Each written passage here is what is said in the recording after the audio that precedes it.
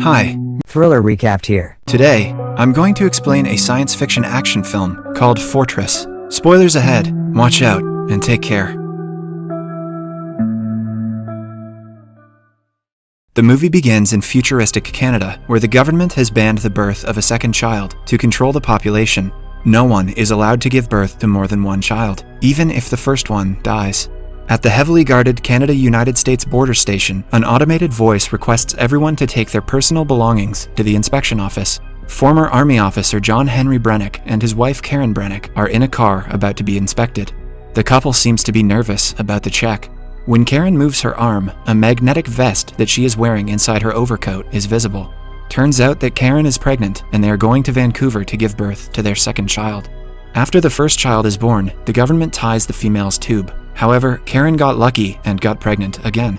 Hence, the magnetic vest is to cover her pregnancy. When they are at the inspection center, the soldiers order them to get out of the car with their belongings. While a soldier checks Karen's bag, a girl in front of them gets arrested for being pregnant. But as Karen walks through the scanning machine, the magnetic vest stops it from alerting the guards. The couple is safely outside, but one guard approaches them and notices the magnetic vest on Karen. An alarm starts to ring and the soldiers attack them. John manages to fight them and runs away with Karen to cross the bridge. As the soldiers pursue them, John asks Karen to run away without him and she reluctantly agrees. John is soon arrested, but Karen manages to flee. In the following scene, we see John and other prisoners like him in a vehicle being taken to a prison called the Fortress. It is a privately owned maximum security prison offered by the Mentel Corporation. The Fortress lies in the middle of a massive desert and escaping from the prison is impossible. They get inside the facility and the guards make them strip naked.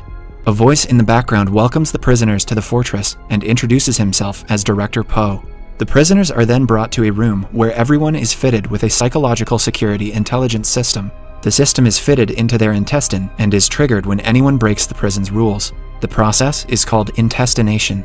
Poe announces that after the implantation of the technology, the prisoners who cross the yellow line on the floor will be induced with extreme pain in their abdomen, and the ones who cross the red line will die instantly. One of the inmates gets nervous and crosses the yellow line. As soon as he does, he falls down in pain. He accidentally crosses the red line, too. The man's stomach starts to bloat and eventually bursts. Others are put into an elevator that goes underground. It is revealed that the prison is 30 stories underground. John and a fellow inmate named Nino Gomez are led off on a floor. They are greeted by a monitoring device called the Z-10, which takes them to a crowded prison cell. One of the inmates named Stiggs yells at Zed, claiming that the cell already has too many people, but Zed instead threatens to intestinate him. The cells have a laser beam that stops inmates from going out when not needed. John introduces himself to another inmate named D-Day. As they are about to fall asleep, the third inmate named Abraham tells John to not dream. After everyone is asleep, Zed comes to inspect the prisoners. It scans John's face and goes into his dream. John is dreaming about him making love to Karen.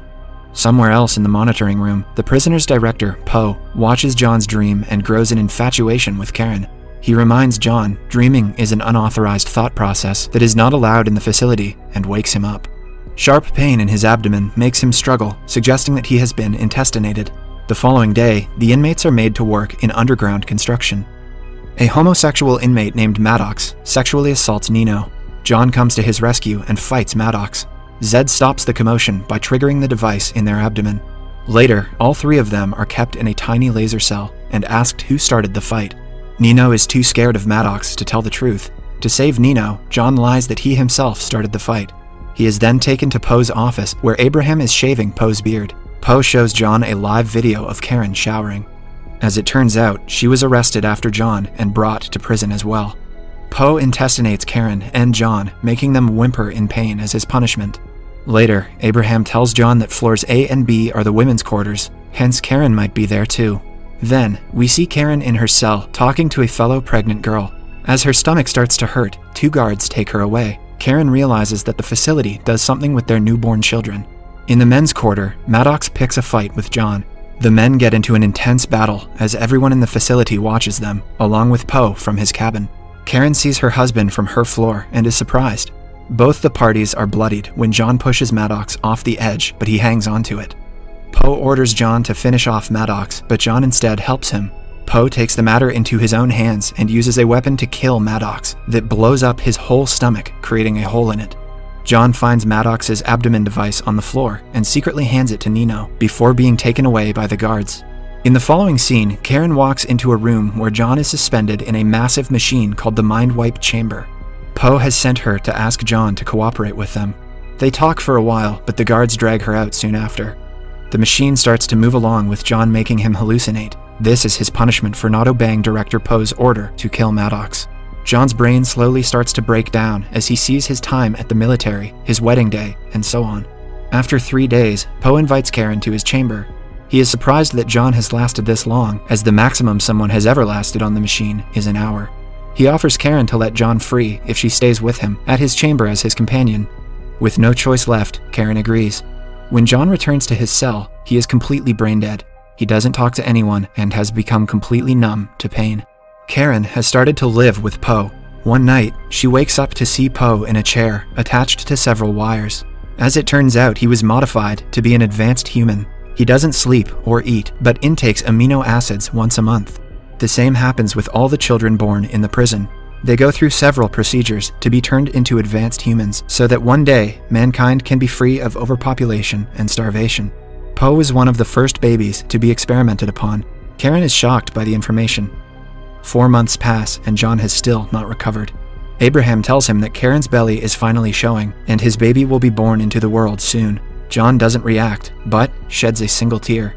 That night, Karen tricks Poe into drinking alcohol, which makes him pass out. She uses the control panel to control John's dream, in which she sees the kid version of John trapped in a pit.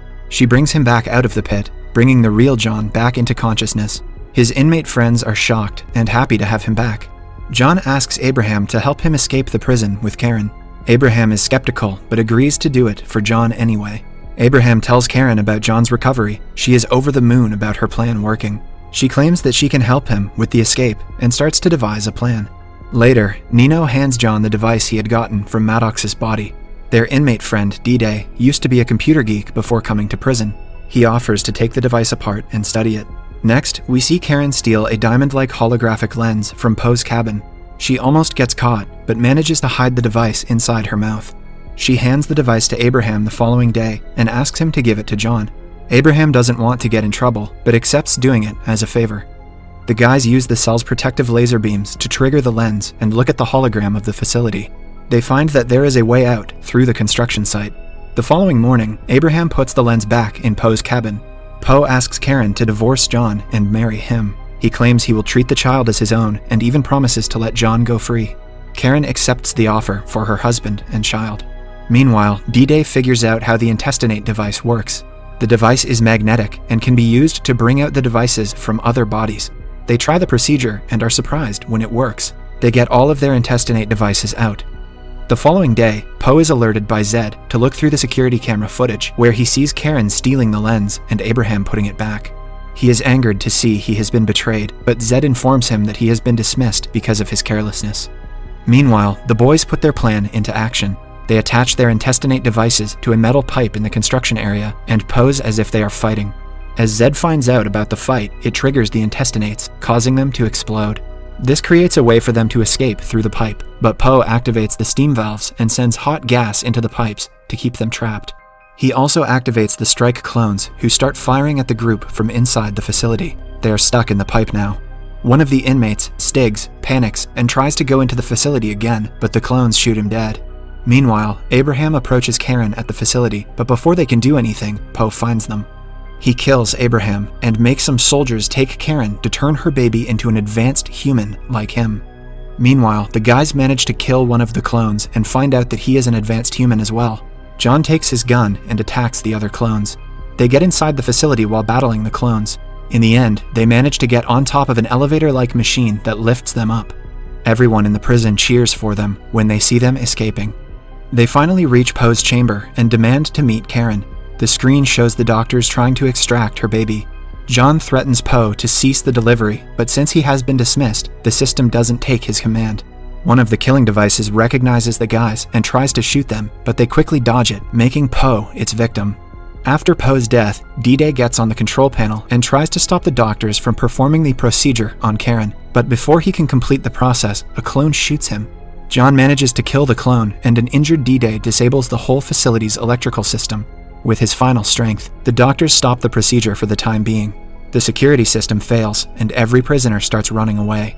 John and Nino are the only survivors.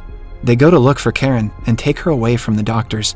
The three get into a vehicle and finally drive away from the facility.